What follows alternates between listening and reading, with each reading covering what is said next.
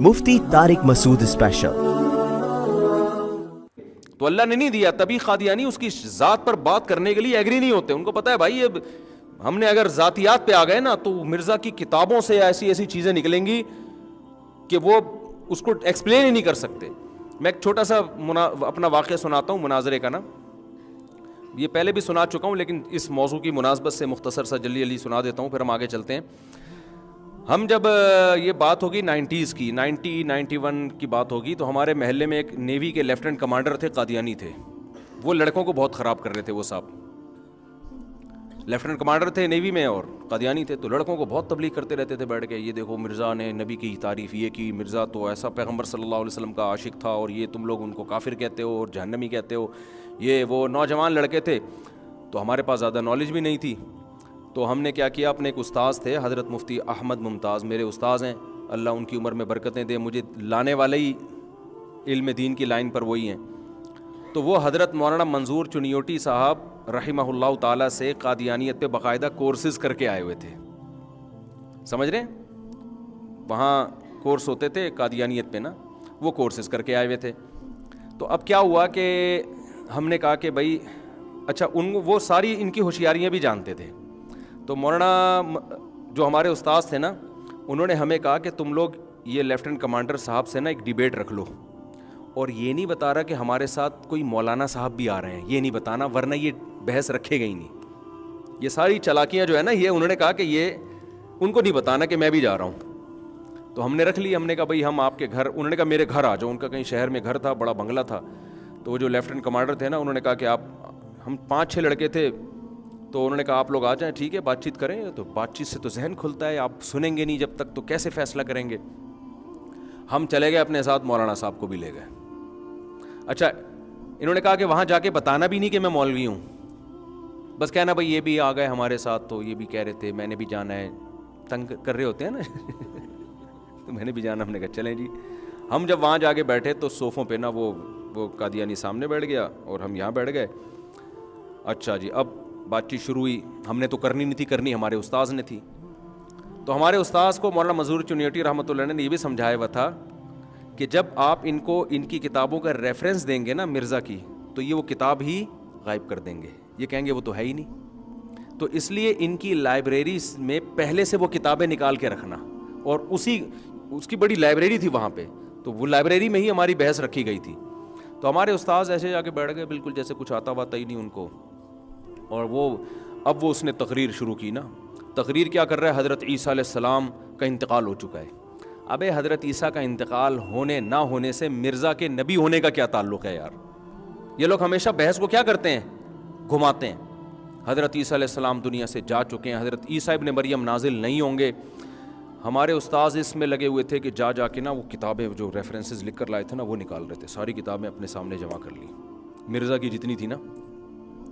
تو اب کیا ہوا ہے جی, وہ بار بار دلائل دے رہا ہے. حضرت عیسیٰ علیہ السلام دنیا سے جا چکے ہیں, اور خود سوچو اگر حضرت عیسیٰ آسمانوں پہ زندہ ہیں تو کھاتے کہاں سے ہوں گے, واش روم کا تقاضا ہوگا تو کہاں جائیں گے ہیں بھائی, نکاح کیوں نہیں کیا انہوں نے, آسمانوں پہ آکسیجن کہاں سے ملتی ہے ان کو, آرام کہاں کرتے ہوں گے. ہمارے استاذ نے جو وہ باتیں کر رہا تھا نا مرزا کی کتابوں سے, وہ سارے حوالے نکالے ہوئے. تو اب جب ہمارا نمبر آیا تو ہم نے کہا آپ ذرا استاد جی سے کہا کہ استاد جی کچھ کہیں, تو استاد جی نے کہا جی وہ الحمدللہ مسئلہ حل ہو گیا, یہ مرزا کی کتاب ہے, آپ ہی کے گھر سے اٹھائیے. میں نے اس کے صفحہ نمبر پہ لکھا ہوا ہے کہ موسیٰ علیہ السلام آسمانوں میں زندہ ہیں, اس میں لکھا ہوا تھا. تو کہا کہ مسئلہ حل ہو گیا, جہاں موسیٰ علیہ السلام کھانا کھاتے ہوں گے عیسیٰ علیہ السلام بھی وہیں چلے جاتے ہوں گے اسی ہوٹل میں. موسیٰ علیہ السلام کو جہاں سے آکسیجن ملتی ہے عیسیٰ علیہ السلام کو بھی وہیں سے. یہ تو آپ یہ لکھا ہوا ہے, آپ ہی کے گھر سے اٹھائیے. میں نے مرزا کی کتاب میں نام بھی دیکھو. اب ایسے جب بھی وہ کوئی بات کرتا تو وہ کہتے ہو یہ دیکھیں آپ, ٹھیک ہے نا. تو اچھا, ہمارے استاذ نے ٹریننگ اتنی کی ہوئی تھی کہ غصہ نہیں آنے دینا, اور وہ نا تپ رہا ہے, اچھل رہا ہے 2-2 فٹ, اس کو غصہ آ رہا ہے بھائی یہ کیا ہو رہا ہے یار.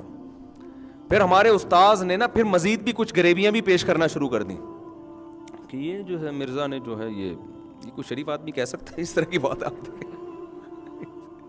آپ حضرت عیسیٰ کی حیات پر بات کر رہے ہو, بھائی پہلے تو یہ بات کرو, فرض کر لو یہ حضرت عیسیٰ دنیا سے چلے گئے, اصل میں یہ نالائق کیا کرتے ہیں, یہ ثابت کرتے ہیں کہ کوشش کرتے ہیں, ہوتا نہیں ہے ثابت, کہ عیسیٰ علیہ السلام دنیا سے جا چکے ہیں, اور وہ جو حدیثوں میں آتا ہے نا عیسیٰ ابن مریم نازل ہوں گے, اس سے مراد یہ مرزا غلام احمد ہے معاذ اللہ, وہ یہ مراد ہے. تو اس لیے حضرت عیسیٰ علیہ السلام کو یہ کہتے ہیں کہ ایک قادیانی ہمارا کلاس فیلو تھا, ہم نے اس سے پوچھا حضرت عیسیٰ علیہ السلام دنیا سے گئے, ان کی قبر کہاں؟ انہوں نے کہا کشمیر میں ہے. یہ میں نے خود سنا ہے اپنے منہ, پتہ نہیں اب ان سب کا دعویٰ ہوگا کہ نہیں ہوگا. تو یاد رکھو, ہم کنٹروورسی کے قائل نہیں ہیں کہ آپ کسی قادیانیوں کو تنگ کریں, اس کو ماریں یا کچھ سختی کریں, ہم ان چیزوں کے قائل نہیں ہیں. دنیا پہلے ہی بہت بدامنی کا شکار ہے, لیکن انسان اپنے عقیدے میں مضبوط ہوتا ہے. اور ہم قادیانیوں سے ایک بات کہتے ہیں کہ آپ اپنے آپ کو مسلم کہنا چھوڑ دو. میں جب یورپ میں تھا نا, تو وہاں ایک بڑی اچھی بات ایک مولانا نے کہی. انہوں نے کہا کہ ہم نے یہاں گوروں سے بھی بات کی ہے, گورے کہتے تمہیں قادیانیوں سے تکلیف کیا ہے؟ بھائی وہ بھی جیسے عیسائیوں کا اپنا مذہب ہے, ہندوؤں کا اپنا مذہب ہے, تو قادیانیوں کا بھی اپنی عقیدہ ہے, آپ کیوں ان سے اتنی بحث مباحثے کرتے ہو؟ تو کہتے ہیں میں نے اس گورے کو بڑا اچھا جواب دیا, گوڑا بڑا مطمئن ہوا اس جواب سے. ہم نے کہا دیکھو تم عیسائی ہو نا, تم عیسائی ہو نا, عیسائیوں کا ایک خاص, آج کل کے عیسائیوں کا ایک خاص عقیدہ ہے, چرچ جاتے ہیں, یہ کرتے ہیں, وہ کرتے ہیں. اگر ہندو اپنے آپ کو کرسچن کہنا شروع کر دے تو تم برداشت کر لو گے؟ اس نے کہا نہیں بھائی ہندو کا جب ایک الگ مذہب ہے تو اپنے آپ کو ہندو کہے نا, کرسچن کیوں کہہ رہے اپنے آپ کو؟ اس سے تو کنفیوژن پیدا ہو رہی ہے نا. تو اس نے کہا بات یہی ہے کہ اسلام کے ایک مخصوص عقیدے ہیں جن میں ختم نبوت کے نبی صلی اللہ علیہ وسلم آخری نبی ہیں, یہ پوری دنیا کے مسلمانوں کا متفقہ عقیدہ ہے. اب اگر کوئی ہمارے نبی کے کھاتے میں کوئی جھوٹے قذاب ڈالے بھائی, تو آپ اپنے آپ کو کہہ دو ہم غیر مسلم ہیں, پھر جو مرضی آپ اپنے مذہب کا نام رکھو. ہم آپ کو گلے لگانے کے لیے, ہم ہندو کو بھی گلے لگاتے ہیں, عیسائیوں کو بھی گلے لگاتے ہیں, ہم آپ کو بھی گلے لگا لیں گے. لیکن اگر آپ اپنے آپ کو مسلم کہتے ہو تو آپ اسلام میں کنفیوژن پیدا کر رہے ہو. ایسی صورت میں ہم اپنے آپ کو گلے لگانے کے لیے تیار نہیں ہوں گے کسی قیمت پہ. جس حد تک ہم سے بائیکاٹ ممکن ہوگا ہم بائیکاٹ کریں گے. ہاں ہم شدت پسند نہیں ہیں, ہم کسی کو نقصان پہنچانے کے اور گالیاں دینے کے اور تکلیف دینے کے قائل نہیں ہیں, ملکی قانون کو توڑنے کے ہم قائل نہیں ہیں. لیکن آپ یہ سمجھو کہ ہم دوستیاں کو جائز کہہ دیں, اور جناب دعوتیں قبول, لوگ ہم سے کہہ رہے ہوتے ہیں کہ مفتی صاحب ہندو نے مجھے دعوت میں بلایا, چلے جاؤ. میں کہتا ہوں چلے جاؤ بھائی, وہ میرا کرسچن دوست ہے, اس کے ساتھ بیٹھ کے کھانا کھا سکتا ہوں, کھا لو بھائی. لیکن جب بات قادیانیوں کی آتی ہے, مصعب قادیانی ہے, اب ولیمہ کر رہے ہیں اپنے بیٹے کا, چلا جاؤں؟ نہیں جاؤ بھائی, بالکل نہیں جاؤ. آپ کے لیے جانا جائز بولو نا نہیں ہے. مفتی صاحب وہ قادیانی سے لین دین کرنا ہے بھائی, شدید مجبوری کے حکام الگ ہیں, لیکن نارملی آپ قادیانیوں سے لین دین بولو نہیں کر سکتے. ان سے دوستیاں, آپ کا کلاس فیلو, ریزرو رہیں آپ اس سے, بڑھ چڑھ کے اس کو سلام کرنا, بڑھ چڑھ کے دوستیاں لگانا, ریزرو رہیں. ریزرو کا مطلب نہ دشمنی کریں اور نہ دشمنی سے مراد دشمنی والا معاملہ نہ کریں اس کے ساتھ کہ خام خام میں ٹارچر کر رہے ہیں, تکلیف دے رہے ہیں. اس سے تو کوئی فائدہ نہیں ہوتا, نقصان ہی ہوتا ہے ان چیزوں سے. لیکن گلے لگا لیں, ان سے دوستیاں لگا لیں, ان کی شادیوں میں, ان کے جنازوں میں شرکت, یہ نہیں ہو سکتا بھائی.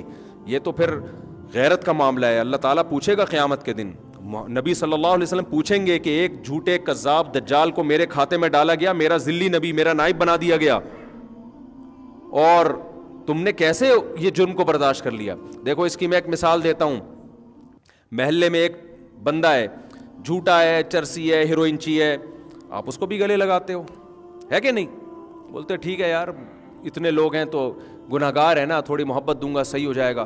لیکن وہ اتنا اس نے آپ کو لفٹ کرانا شروع کر دی کہ محلے میں جب کوئی پوچھتا ہے تو کس کا بیٹا ہے, تو وہ آپ کا نام لیتے ہیں, میں اس کا بیٹا ہوں. اب آپ کو غصہ آئے گا, بھائی ہم لوگ خاندانی لوگ ہیں بھائی, ہمارے کوئی بچہ MBA کر رہا ہے, کوئی PhD کر رہا ہے, کوئی RM بن رہا ہے, کوئی پائلٹ بن رہا ہے, چرسی, ہیروئنچی, شرابی, تو ہمارے خاندان کی طرف منسوب کر رہا ہے. اس کے بعد آپ کے وہ ایٹیٹیوڈ ہوں گے جو پہلے تھے. لوگ کہیں گے نہیں محبت سے کسی کو قریب لے کر آؤ, محبت. آپ بولیں گے محبت گئی تیل لینے, میرا نسب کیوں خراب کر رہا ہے بھائی, تو جو بھی ہے, تو جس کا بیٹا ہے اس کا بیٹا کہلانا. ٹھیک ہے میں تیری زکات سے بھی مدد کروں گا, تجھے دعوتوں میں بھی بلاؤں گا, لوگ کوئی اچھے ہوتے ہیں کوئی برے ہوتے ہیں, میرا نسب کیوں گندا کر رہا ہے بھائی. تو آپ میں غیرت ہوگی نا, تو غیرت ہی ختم ہو جائے تو جو چرسی ہیروئنچی شناختی کارڈ میں آپ کا نام ڈال دے, آپ بولو گے براڈ مائنڈیڈ ہوں. وہ تو پھر جو بھی ڈال دے چرسی ہیروئنچی, بولے یہ میرا ابا ہے, آپ کہیں گے کوئی بات نہیں, جس نے اور بھی مجھ کو باپ بنانا ہے آ جائے. نادرہ میں بڑے لمبی چوڑی ہوتی ہے, جب میرے 15 بچے آ سکتے ہیں تو آپ کے نہیں آ سکتے اس میں, تو بڑا FRC میں بڑے گنجائش الحمدللہ نادرہ والوں نے رکھی ہوئی ہے. تو اس لیے ہم محمد صلی اللہ علیہ وسلم سے محبت کا تقاضا ہے کہ جو جھوٹا آپ کی طرف منسوب ہوگا، ہم محمد صلی اللہ علیہ وسلم کی غیرت کبھی برداشت نہیں کرے گی کہ مسلمان اس کو گلے لگائیں، اس کے فالوورز کو۔ سید الانبیاء صلی اللہ علیہ وسلم کی شفاعت سے محرومی کا ذریعہ بنے گی یہ چیز۔ اس لیے میں یورپ میں رہنے والے لوگ مسلمانوں سے بھی کہتا ہوں، بھائی قادیانیوں سے دشمنی نہ کرو، نہ ان کو ستاؤ، نہ طنز کرو، نہ گالیاں دو، نہ برا بھلا کہو، لیکن ان سے دوستیاں بولو مت لگاؤ، ان کو دعوتوں میں مت بلاؤ۔ اتنے براڈ مائنڈڈ بنو جتنا قیامت کے دن افورڈ کر سکتے ہو، اس سے زیادہ نہیں۔ سمجھتے ہو گے نہیں سمجھتے؟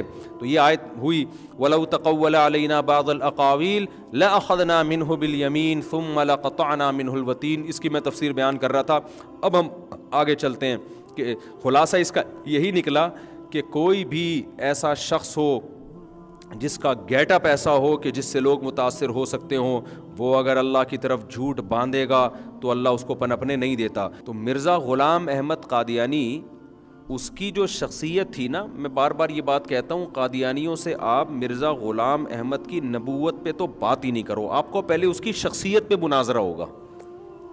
ہم یہ ثابت کریں گے کہ وہ شریف آدمی نہیں تھا، آپ نے یہ ثابت کرنا ہے کہ وہ شریف آدمی تھا۔ اس پہ کبھی بھی قادیانی بحث کرنے کے لیے آمادہ نہیں ہوں گے، سمجھ رہے ہو؟ تو جب گیٹ اپ ہی پیغمبروں کے گیٹ اپ میں سب سے پہلے ایک چیز ہے، پیغمبر کا کوئی استاذ نہیں ہوتا، کیونکہ اس میں یہ تہمت ہو سکتی ہے، لوگ بدگمان ہو سکتے ہیں، بھائی یہ جو اتنی چیزیں بتا رہے ہیں نا، ان کو کسی نے جتنے بڑے بڑے فلاسفر پیدا ہوئے، اسکالر پیدا ہوئے، ٹیچر تھے نا ان کے پہلے سے کوئی، یا اچانک مریخ سے اٹھ کے آ گئے وہ؟ کیا ہو گیا بھائی جان، کیا ہو گیا؟ بھائی یہی ہوتا ہے نا، جتنے بڑے بڑے اسکالر سائنسدان پیدا ہوئے، کوئی نہ کوئی ٹیچر تھا۔ ہاں یہ ضرور ہے کچھ ٹیچر نے پڑھایا، کچھ ٹیچر سے آگے نکل گئے وہ اور مزید ترقی کی، لیکن ہر ایک اسکالر کا پہلے سے کوئی ٹیچر ہوتا ہے جس سے اس نے سیکھا ہوتا ہے۔ پیغمبروں کا کوئی ٹیچر نہیں ہوتا، اس پر امت کا اجماع ہے کہ پیغمبر نے الف لکھنا بھی کسی سے نہیں سیکھا ہوتا۔ کیوں؟ اس میں بہت بڑا الزام لگ سکتا ہے، بھائی یہ انہوں نے ان سے سیکھا ہے۔ ایک تو اس میں عیب یہ ہے کہ پیغمبر کو پھر اپنے ٹیچر کا احترام کرنا پڑے گا۔ پیغمبر کسی کا احترام باپ ہونے کے لحاظ سے کرتے ہیں کہ یہ میرے والد ہیں، یہ میری ماں ہے، یہ میری بہن ہے، یہ میرا بھائی، اس اعتبار سے تو ہے۔ ٹیچر ہونے کے لحاظ سے پیغمبر سب کے ٹیچر ہوتے ہیں، وہ کبھی کسی کو عزت نہیں دے، جو ٹیچروں والی عزت ہے وہ نہیں دیتے، کیونکہ ان کا ٹیچر براہ راست کون ہوتا ہے؟ یعنی اللہ تعالیٰ ہے ان کا۔ تو آپ مرزا کی سیرت اٹھا کے دیکھو، ان کے تو ٹیچر بھی تھے، یونیورسٹی میں ملیں گی، کالج میں ملیں گے، وہ ساری حرکتیں بھی ملیں گے جو یونیورسٹی اور کالجز میں ہوتی ہیں، تو وہ سب کچھ ملے گا آپ کو۔ تو قادیانی ان چیزوں پہ بحث ہی نہیں کرتے۔ اور دوسری بات یہ کہ جب اللہ نے اپنے حبیب صلی اللہ علیہ وسلم کی زبان سے کہلوا دیا انا خاتم النبی لا نبی بعدی، دیکھو دلچسپ بات آپ کو میں بتاؤں کہ جب ہمارے نبی صلی اللہ علیہ وسلم نے نبوت کا دعویٰ کیا، یہودیوں میں میجورٹی نے کہا کہ آپ نبی نہیں ہیں، عیسائیوں میں میجورٹی نے کہا آپ نبی نہیں ہیں، چند لوگ ایمان لے آئے، یہودیوں میں بھی عیسائیوں میں بھی، جن کی قرآن نے تعریف بھی کی، اور قرآن نے بار بار کہا کہ ان کی کتابوں پڑھو، اس میں لکھا ہوا ہے محمد صلی اللہ علیہ وسلم کے بارے میں، بار بار، ایک جگہ نہیں ہے یہ مضمون۔ یعرفونہ کما یعرفون ابناءہم، یہ یہودی اور عیسائی محمد صلی اللہ علیہ وسلم کو ایسے جانتے ہیں جیسے باپ اپنے بیٹے کو پہچانتا ہے۔ کبھی باپ کو کنفیوژن ہوگی؟ کبھی آپ نے دیکھا ابا، ایک شخص نے کہا کہ میرا بیٹا لے کر آؤ یار، آپ لے آئے، اور وہ سوچ رہا ہے کہ یار یہ بچہ بھی اسی شکل کا ہے، اس کی بھی دو ٹانگیں، اس کی بھی دو ٹانگیں، قد دونوں کا سیم ہے، کنفیوز ہو رہا ہوں کہ یار یہ میرا والا ہے، یہ والا میرا ہے، یہ والا میرا ہے۔ کبھی ہوتا ہے ایسے؟ انگریزوں میں ہوتا ہے، لیکن اس وقت انگریزوں میں بھی ایسا، اب انگریزوں میں ہوتا ہے کہ ایکچولی کنفرم نہیں ہے، ابھی بتاؤں گا سوچ کے، اور ضرورت کیا بتانے کی ہے بھی تو کیا کرے بھائی۔ تو وہ براڈ مائنڈڈ، ترقی، سائنس، تبھی تو یہ چیزوں سے وہ نکلے، اور انہوں نے کیا کی، لوگ ہمارے یہ سمجھتے ہیں ان چیزوں سے نکلے اور انہوں نے کیا کی، ترقی۔ ہم ابھی تک ابا، چاچا، دادا، نانا، پھپھا، خالو میں لگے ہوئے، اس لیے ہم ترقی نہیں کر پا رہے، حالانکہ اس چیز کا ترقی سے کوئی تعلق نہیں ہے۔ ہمارا لبرل طبقہ ہر تنزل کو مذہب کے کھاتے میں ڈال دیتا ہے، مفتی تقی صاحب، حضرت مفتی تقی عثمانی صاحب سفر کر رہے تھے نا جہاز میں، تو ایک صاحب الٹے ہاتھ سے کھا رہے تھے، حضرت نے فرمایا سیدھے ہاتھ سے کھائیں. انہوں نے کہا یہ ایک تو مولویوں نے یہ الٹے سیدھے کے چکر میں ڈال کے نا مسلمانوں کو ترقی سے روکا ہوا ہے. تو حضرت نے فرمایا کہ آپ نے الٹے ہاتھ سے کھا کے کیا ترقی کر لی ہے، اس کے کیا تعلق ہے ترقی سے؟ بھائی ہاتھ چینج کرنے میں کتنا ٹائم لگتا ہے یار. تو فالتو کی باتیں، پردہ کرنے میں عورت پردہ کرے گی تو پڑھ نہیں سکے گی. پڑھائی کا پردے سے کیا تعلق ہے یار؟ داڑھی کا کوئی تعلق ہے سائنسدان بننے سے؟ ہاں اگر کہیں کوئی مصیبت آ رہی ہو تو پھر علماء خود جواز کا کہیں جان جا رہی ہو، جیسے پائلٹ کے لیے مسئلہ ہوتا ہے، کہتے ہیں بعض پائلٹ داڑھی رکھنے میں کچھ آکسیجن کا خطرہ ہوتا ہے یا واللہ عالم ہوتا ہے کہ نہیں ہوتا ہے، یہ وہی جانے. ایسی کوئی جان کا مسئلہ ہو تو پھر تو اسلام خود گنجائشیں دے دیتا ہے نا. آپ کو کیا ٹینشن ہو رہی ہے یار؟ تو نہ داڑھی آپ کو پڑھائی سے روکتی ہے نہ نماز روکتی ہے. 24 گھنٹے تو کوئی سائنسدان بھی محنت نہیں کرتا نا، کچھ ٹائم تو وہ بھی ریلیکس ہوتا ہے، تو نماز پڑھ لو اس ٹائم میں. تو عجیب سا دماغ خراب کر کے رکھا ہوا ہے کہ یہ مولویوں نے چکر میں روکا ہوا. حالانکہ مولویوں کا نہ کوئی دینی کوئی کالج ان کے پاس ہے، نہ یونیورسٹی ان بیچاروں کے پاس ہے. جن لوگوں کے پاس کالج اور یونیورسٹی ہیں وہ سارے لبرل لوگ ہیں، تو وہاں سے ہی کچھ نہیں نکل رہا. تو یہ مولویوں کا قصور ہے یا ان کا قصور ہے؟ مولویوں کے پاس مدرسے ہیں، وہاں ہر سال دھڑا دھڑ علماء فارغ ہو کے نکلتے ہیں، اور لبرل لوگوں کے پاس یونیورسٹی ہے، وہاں سے کیا نکل رہا ہے اس پہ رپورٹ پیش کرنے کی ضرورت نہیں ہے. اور جو اچھا بن کے نکل رہا ہے وہ اپنی ذمہ داری پہ نکل رہا ہے، وہ اس نظام تعلیم کا اثر نہیں ہے، وہ اس کی اپنی قابلیت ہے. جس کو جو نزلہ گرانا ہوتا ہے کہاں ڈال رہا ہوتا ہے؟ مولویوں پہ. مولوی ایسے، مولوی یوں، مولوی یوں، مولوی نہیں بتاتے، مولوی غلط بیانی کرتے ہیں. تو خیر کیا بات چل رہی تھی؟ جلدی سے پھر اپنے بات جو چلی تھی نا جلدی سے ختم کریں. اس کو کیا چل رہا تھا؟ فساد بلاغت تو ختم ہو گیا نا، وہ تو میں نے ولو تقول علینا بعض الاقاویل. ہاں میں مرزا کی بات کر رہا تھا. تو پہلی بات تو یہ ہے کہ گیٹ اپ ہی پیغمبروں والا نہیں ہے. شرافت تو ثابت کرو بھائی، پیغمبروں کے لیے سب سے پہلے شریف ہونا چاہیے. نمبر 2، پیغمبر کا کوئی ٹیچر نہیں ہوتا، مرزا کے تو بہت سارے اساتذہ گزرے ہیں. اور تیسری بات، بخاری کی حدیث، رسول اللہ صلی اللہ علیہ وسلم نے فرمایا کوئی پیغمبر دنیا میں ایسے نہیں آئے جنہوں نے بکریاں نہ چرائی ہوں. مرزا غلام احمد نے بکریاں بولو نہیں چرائی. صحابی نے پوچھا یا رسول اللہ پھر آپ نے بھی؟ آپ نے فرمایا ہاں میں نے بھی بچپن میں بکریاں چرائی ہیں. تو کوئی پیغمبر ایسا نہیں. یہ جو بکریاں چرانے کی بات ہے نا، اس میں ایک سبق ہے بڑا زبردست. موضوع سے ہٹ رہا ہوں. دیکھو انسان جتنا نیچرل لائف کے قریب ہونا اس میں تواضع بھی پیدا ہوتی ہے اور ہنسی خوشی زندگی گزارتا ہے. آج جو ڈپریشن کی ایک بہت بڑی وجہ ہے نا، آرٹیفیشل لائف. ہر آدمی فن خان بننے کی کوشش اور گیٹ اپ کو فوکس کیا ہوا ہے. میں دیکھنے میں کیا نظر آؤں؟ پڑھا لکھا اور مالدار نظر آؤں میں دیکھنے. تو یہ خناس نہ اپنی کھوپڑی سے نکالے، بالکل ہنسی خوشی زندگی گزارا کریں، ٹھیک ہے نا؟ کسی کی پرواہ نہ کیا کریں. ہاں اتنے سادہ نہ ہو جائیں کہ ناڑا لٹکنا شروع ہو جائے. بعض لوگ ایسے بھی ہوتے ہیں کہ ہمیں کوئی پرواہ نہیں ہے. یہ تو فضول قسم کی حرکت ہے. جتنی نیچرل لائف کے قریب ہوگے نا، میں کہتا ہوں جو ڈپریشن اور ٹینشن کے مریض ہیں نا، میرے مشورے پہ کچھ دن مرغیاں پال لیں، بکریاں پال لیں. ایک گھر میں کچھ جنگلہ شنگلہ بنا کے اور کچھ دن ان کی خدمت بھی کریں. ایسا نہ ہو پال کے ملازم کے حوالے کر دیا. تھوڑا سا ان میں دل بہلائے، مزہ نہ آئے. جتنے پیسے میں نے لیے ہیں واپس لیے نہیں ہیں الحمدللہ، 1 روپیہ بھی، سمجھانے کے لیے کہہ رہا ہوں. مزہ نہ آئے پیسے واپس. انسان کی نیچر کبھی چینج نہیں ہوتی، یاد رکھو. انسان گائے بکری بھیڑوں سے ہی شروع ہوا تھا اور اینڈ بھی انسان کا. دیکھو کتنی میں نے ابھی گائے خریدی آپ کی دعاؤں سے. دیکھو گائے میں کتنا بڑا سبق ہے. ہم تو بچڑا بھی لے کر آئے گائے کے ساتھ اس کا بچہ. اب دیکھو گائے کے 4 دھن ہوتے ہیں.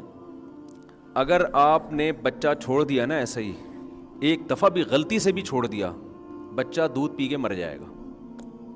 کیوں مرے گا؟ بچے جتنا دودھ بچے کو گائے میں چاہیے نا، اس سے 5-6 گنا زیادہ دودھ اس کے تھنوں میں پیدا ہوتا ہے.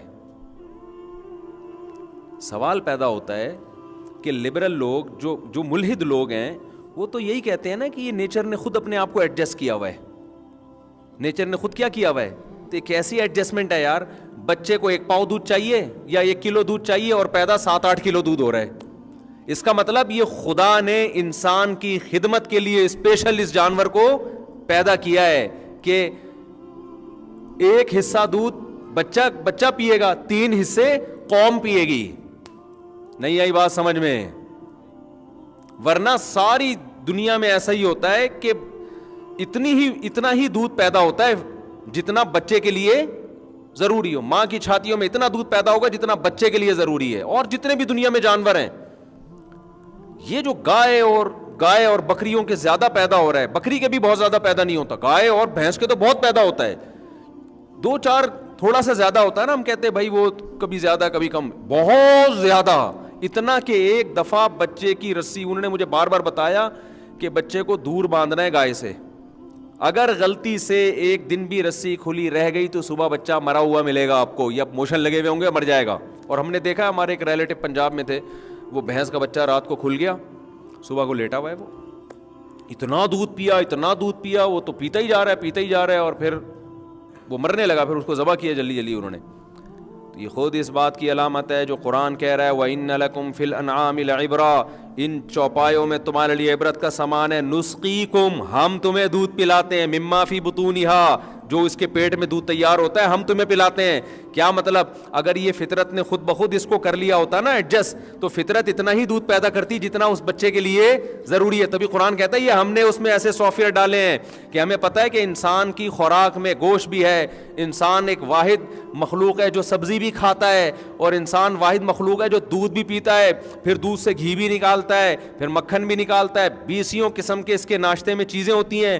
تو اس کے لیے اگر اتنا تھوڑا دودھ پیدا کروں کہ گائے کے بچے کے لیے کافی ہو جائے, تو پھر انسان کو وافر مقدار میں دودھ نہیں ملے گا. لہذا نسقیکم, یہ جو قرآن کی بلاغت ہے, ہم پلاتے ہیں, اور ایسا زبردستی پلاتے ہیں کہ آپ سخاوت میں بچے کو نہیں. بعض لوگ کہتے ہیں نہیں ہم جتنی پیئیں گے بچے کو ہی سارا پلائیں گے. اللہ کہتے ہیں ایسی سخاوت تم کر نہیں سکتے, کرو گے تو مر جائے گا, اس لیے جائز ہی نہیں ہے تمہارے لیے ایسی سخاوت. تو 100% یہ چوپائے اللہ نے کس کے لیے پیدا کیے؟ انسانوں کے لیے پیدا کیے ہیں. سمجھتا ہے کہ نہیں سمجھتا ہے؟ تو آپ میری مشورے پہ کبھی کچھ پال کے دیکھ لیں, تھوڑے دن تک اس کی خدمت خود کریں آپ, مزہ نہ آئے پیسے واپس, اور حلال جانور پالیں, کتے نے پالنا شروع کر دیں. تو خیر ہم اپنے اصل موضوع کی طرف آتے ہیں. تو مرزا غلام احمد نے بکریاں بھی کبھی نہیں چرا. اصل میں لوگ پتہ ہے کیوں, وہ تھوڑا سا بکریوں میں جائیں گے, دودھ نکالیں گے, گائے وائے, لوگ کیا بولیں گے, یار ہم تو پڑھا لکھا آدمی سمجھتے تھے, یار تم کیا نکلے ہیں. ہے تو صبر آزما کام, مزیدار بہت ہے. میں نہیں کہہ رہا سارا خود کریں, کوئی اگر اللہ نے وسائل دیے تو ملازم رکھیں, لیکن خبر گیری کرتے رہیں, دودھ نکالا کریں, پیا کریں, مزہ نہ آئے. تازہ دودھ ایک دفعہ میرے مشورے پہ پی کے دیکھیں. میں نے ایک بیان کیا تھا کہ دودھ بوائل کیے بغیر تازہ پیا کریں. نیچے لوگوں نے بہت اوٹ پٹانگ باتیں لکھی ہوئی تھی, شارٹ کلپ میں نا کم وقت لوگ چلا دیتے ہیں, پوری بات لاتے نہیں ہیں. وہ جو جرمز دودھ میں پیدا ہوتے ہیں نا, لوگ کہہ رہے ہیں اس کو دیکھو کیا باتیں کر رہا ہے, کچا دودھ پلا رہا ہے اور بیکٹیریا والا, بوائل کیے بغیر. او بھائی یہ گوالے کا دودھ ہم نہیں کہہ رہے کہ بوائل کیے بغیر پئیں, یہ والا نہیں کہہ رہے ہم. دوسرا دودھ کو کچھ دیر گزر جائے رکھے, پھر بھی ہم نہیں کہہ رہے کہ کچا پئیں, اس میں بیکٹیریا پیدا ہو جاتے ہیں. ہم جو کچا پینے کا مشورہ دے رہے ہیں, تازہ دودھ نکالا اور فوراً پی گئے, اس کو ہم کہہ رہے ہیں ذرا ہمارے مشورے پہ کر کے دیکھیں, مزہ نہ آئے پیسے واپس. لال سرخ ہونا شروع ہو جائیں گے, پیٹ کی تیزابیت ختم ہو جائے گی, اور آپ کو پتہ چلے گا کہ اس دودھ میں جو ہم نکال کے پیتے ہیں اور جو خرید کے پیتے ہیں, زمین اور آسمان کا فرق ہے. سمجھتا نہیں ہے نا بات کو. صحت پہ کمپرومائز نہ کیا کرو میرے بھائی. پتہ نہیں کیا کیا ٹیکے شیکے لگا کے کیا کون سے انجیکشن تو جو ہمیں پتہ ہیں, اور کون سے ایسے ہوں گے جو ہمیں پتہ ہی نہیں ہے,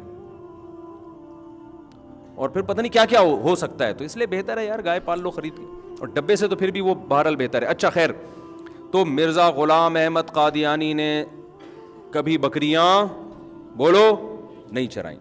دوسری بات یہ, ہاں میں جو اصل واقعہ بتا رہا تھا, دیکھو جب رسول اللہ صلی اللہ علیہ وسلم نے نبی ہونے کا دعویٰ کیا تو قرآن کہتا ہے یہود و نصارہ ان کو ایسے پہچانتے ہیں جیسے اپنے بیٹوں کو کوئی باپ پہچانتا ہو.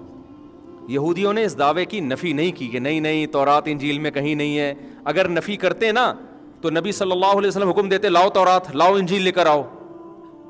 اور جو یہودی مسلمان ہوئے تھے علماء, ان سے کہتے کہ تم پڑھ کے سناؤ. جو یہودی علماء مسلمان ہوئے تھے نا, وہ تو یہ کہتے تھے کہ تورات اور انجیل میں آپ صلی اللہ علیہ وسلم کا تذکرہ ملتا ہے.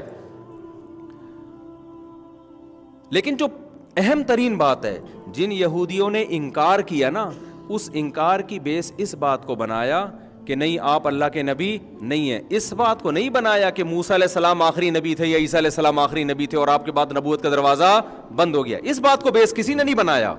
اگر ہوتا تو کہیں تو روایت میں آتا نا, کہیں تو کہ فلاں یہودی نے کہا ہے کہ حضرت موسیٰ آخری نبی ہیں, یا سلیمان علیہ السلام یا داؤد علیہ السلام آخری نبی ہیں, یا عیسائی اس بات کو بیس بناتے کہ بھائی عیسیٰ ابن مریم تو آخری نبی ہیں, اس کے بعد تو ان کے بعد تو کوئی نبی آ ہی نہیں سکتا. یہ کسی عیسائی نے دعویٰ نہیں کیا, اس وقت کی بات کر رہا ہوں.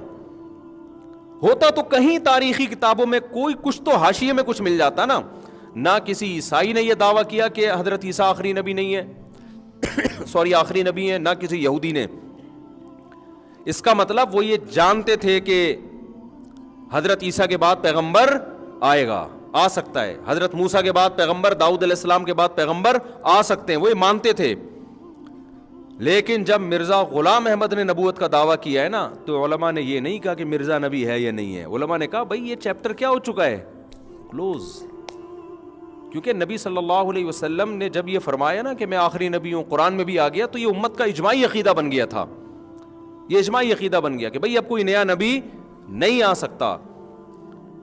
تو اس سے صاف پتہ چلتا ہے کہ یہ اجماعی عقیدہ ہے کہ آپ صلی اللہ علیہ وسلم کے بعد کوئی پیغمبر نہیں آ سکتا. اور نبی صلی اللہ علیہ وسلم نے جب یہ کہہ دیا اور قرآن میں بھی آ گیا اور امت کا اجماع ہو گیا اس کے اوپر, ایک طے شدہ بات ہو گئی, تو اب اللہ ذمہ دار ہی نہیں ہے کہ کوئی نئی نبوت کا دعویٰ کرے اور اللہ اس سے برات کا اعلان کرے. کیوں ذمہ دار نہیں ہے بھائی؟ اب اگر تم اس پر ایمان لے کر آ رہے ہو تو یہ تمہارا ہیڈ ایک ہے. ہم نے پہلے سے, جیسے اس کی مثال ایسے ہے جیسے امریکہ یہ کہہ دے کہ ہم نے پاکستان سے سفارتی تعلقات ختم کر دیے, اب ہمارا کوئی سفیر نہیں آئے گا. پھر اگر اس اعلان کے بعد کوئی کتنے خوبصورت گیٹ اپ میں آ جائے, کتنا بہترین پیغام لے کر آ جائے, آپ اگر اس کو لفٹ کراؤ گے تو آپ بے وقوف ہوگے. امریکہ کی ذمہ داری نہیں ہوگی کہ وہ یہ اعلان کرے کہ یہ اس کا مجھ سے کوئی تعلق نہیں. امریکہ گئے, ہم تو پہلے اناؤنسمنٹ کر چکے ہیں. سمجھ میں آ رہی ہے بات کہ نہیں آئی؟ تو اس لیے قادیانیوں کا اس آیت سے یہ دلیل پکڑنا, استدلال کرنا کہ مرزا جھوٹا نبی ہوتا تو اللہ بھی دائیں ہاتھ پکڑ کے شہرک کاٹتے. بھائی وہ جھوٹا نبی تھا, لیکن اللہ دائیں ہاتھ پکڑ کے شہرک نہیں کاٹتے. اس کی وجہ کیا ہے کہ اللہ نے جب کہہ دیا کہ آخری نبی ہیں تو اب اللہ ذمہ دار ہی نہیں ہے. اب کوئی کسی پر ایمان لا رہا ہے تو خود بھگتے گا قیامت کے دن. اور یہ بات بھی جب ہم مان لیں کہ اللہ نے دائیں ہاتھ پکڑ کے شہرک کاٹی نہیں ہے. حقیقت میں یہ ہے کہ جو اس آیت کا جو اصل مفہوم ہے نا کہ اللہ پنپنے نہیں دے گا, وہ حقیقت میں اللہ نے پنپنے دیا بھی نہیں ہے. تبھی تو دیکھو پنپنے نہ دینے کی سب سے بڑی مثال یہ ہے کہ اللہ یعنی قادیانی کبھی اس کی ذات پہ بحث کرنے کے لیے ریڈی ہوتا ہی نہیں ہے. یعنی کیسا پیغمبر ہے بھائی جس کی ذات پہ بحث ہی نہیں کرنے کے لیے کوئی آمادہ ہو رہا. اس کا مطلب اللہ نے اتنا ایکسپوز کر دیا اس کی کتابوں کے ذریعے. یہی تو مطلب ہے قرآن میں کہ ہم شہرک کاٹ ڈالیں گے. کیا مطلب؟ ہم ایسی کی تیسی کر دیں گے, ہم پنپنے ہی نہیں دیں گے. اور یہ بھی یاد رکھو جیسے یہ پیغمبروں کے بارے میں تو علماء انبیاء کے وارث ہیں. اگر کوئی عالم کا گیٹ اپ ایسا ہو کہ اس کی بات سے لوگ متاثر ہو رہے ہوں اور وہ بھی اگر شریعت پہ جھوٹ باندھنا شروع کر دے, اللہ اس کو بھی پنپنے, اس کو ایکسپوز کر دیتے ہیں اللہ تعالیٰ دنیا کے سامنے. اللہ سب کو بچائے. دیکھو ایک ہے بد عمل ہونا عالم کا, وہ ایک الگ چیز ہے. ایک ہے غلط بیانی کرنا, دونوں میں بڑا فرق ہے. بد عمل ہونا کسی کا وہ تو اللہ اس کا معاملہ ہے, جرم ہے. عالم کا برائی کرنا عام لوگوں کی نسبت زیادہ بڑا جرم ہے. لیکن ایک ہے غلط بیانی, یہ اتنا بڑا جرم ہے. اس کو قرآن کہتا ہے اشتروا بآیات اللہ ثمنا قلیلا, اللہ کی آیات کو چند ٹکوں کے بدلے میں بیچتے ہیں, تحریف کرتے ہیں دین میں. تو کوئی عالم مفتی اگر یہ کام کرے نا پبلک کو خوش کرنے کے لیے یا پبلک سے ہدیے نذرانے لینے کے لیے, وہ دین کو چینج کرنا شروع کر دے, اللہ کی نظر میں اس سے بڑا جرم کوئی نہیں ہے. کیونکہ اس سے اسلام میں کنفیوژن پیدا ہو رہی ہے نا, اسلام میں تحریف ہو رہی ہے. آج بہت سے لوگ ہم پہ دباؤ ڈال رہے ہوتے ہیں کہ یار آپ یہ فتویٰ دو, آپ یہ فتویٰ دو. بھائی نہیں, علماء کے سر پہ مسلط نہیں ہوا کرو. شریعت نے اس کی اجازت دی ہے کہ حالات سازگار نہ ہو تو حق بیان کرنے سے آپ خاموش ہو جائیں. ہر بات ہر جگہ بیان کرنے کی نہیں ہوتی. آپ کو پتہ ہے لوگوں کی مینٹل لیول سے اوپر کی چیزیں بیان کیا تو فائدے کے بجائے نقصان. خاموشی جائز ہے, دین کو تبدیل کرنا جائز نہیں ہے. بعض دفعہ ایسے ہوتا ہے کہ آپ کو پتہ ہے یار یہ بات ابھی میں نے بتائی نا تو سامنے والے کی سمجھ میں نہیں آئے گی, کیونکہ حدیث میں آتا ہے کلم الناس علی قدر عقولہم، آپ صلی اللہ علیہ وسلم نے فرمایا لوگوں سے ان کی مینٹل لیول کے حساب سے بات کیا کرو، جو ان کی سمجھ میں آ جائے۔ آگے آپ نے فرمایا اتریدون ان یکذب اللہ ورسولہ، کیا تم یہ چاہتے ہو کہ لوگ اللہ اس کے رسول کا انکار کریں؟ بعض باتیں ایسی ہوتی ہیں، ہوتی ٹھیک ہیں لیکن لوگوں کی مینٹل لیول سے اوپر کی ہوتی ہیں، جب لوگ وہ سنیں گے تو وہ اسلام کو ہی غلط سمجھنا شروع کر دیتے ہیں اپنی جہالت کی وجہ سے، وہ اسلام کو غلط، تو اللہ رسول کا انکار کر دیں گے، بولیں گے بھائی یہ تو ہماری سمجھ میں نہیں آ رہا۔ تو حدیث کا مفہوم کیا ہوا؟ ایسی بات لوگوں کے سامنے کی نہ جائے، ان کے لیول کے حساب سے بات کی جائے آہستہ آہستہ، پھر جب وہ یہاں تک پہنچیں گے پھر اگلی بات ان کی خود سمجھ میں آئے گی۔ تو خاموشی اختیار کی جا سکتی ہے، غلط بیانی نہیں کی جا سکتی۔ ہمارے